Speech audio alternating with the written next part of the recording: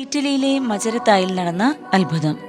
1356 April 25 മജരത്തായിലെ benedictine സന്യാസ സമൂഹത്തിന്റെ ഉടമസ്ഥതയിലുള്ള വിശുദ്ധ കാതറീന്റെ ദേവാലയത്തിൽ ഒരു വൈദികൻ ദിവ്യബലി അർപ്പിക്കുകയായിരുന്നു.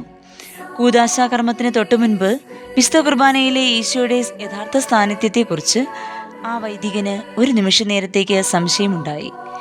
ദിവ്യബലി മധ്യേ അദ്ദേഹം തിരുവോസ്തി രണ്ടായി വിഭജിച്ചപ്പോൾ രണ്ട് ഭാഗത്തിൻ്റെയും അഗ്രങ്ങളിൽ നിന്നും രക്തമൊഴുകാൻ തുടങ്ങി. ഭയത്താൽ ഇദ്ദേഹത്തിൻ്റെ കരങ്ങൾ വിറച്ചു. രക്തം കാസയിലും അൾത്താരവിരികളിലും ഇറ്റിറ്റ് വീണു.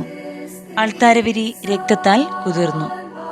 ബിഷപ്പ് നിക്കോളാസിന്റെ നേതൃത്വത്തിൽ അൾത്താരവിരി കത്തീഡ്രൽ ദേവാലയത്തിലേക്ക് മാറ്റുകയും വിശദമായ പരീക്ഷണങ്ങൾക്ക് ശേഷം അദ്ദേഹം ഇതൊരു അത്ഭുതമായി സ്ഥിരീകരിക്കുകയും തിരുരക്തം വീണ അൾത്താരവിരി പരസ്യ വണക്കത്തിനായി പ്രതിഷ്ഠിക്കുകയും ചെയ്തു.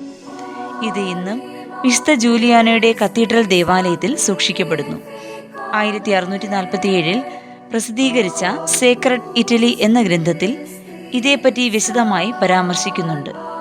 വിശുദ്ധ കുർബാനയുടെ ദിവസം ദിവ്യകാരുണ്യത്തോടൊപ്പം തിരുശേഷിപ്പും വഹിച്ചുകൊണ്ടുള്ള പ്രദക്ഷിണം ഇന്നും ഈ പട്ടണത്തിൽ നടത്തപ്പെടുന്നു.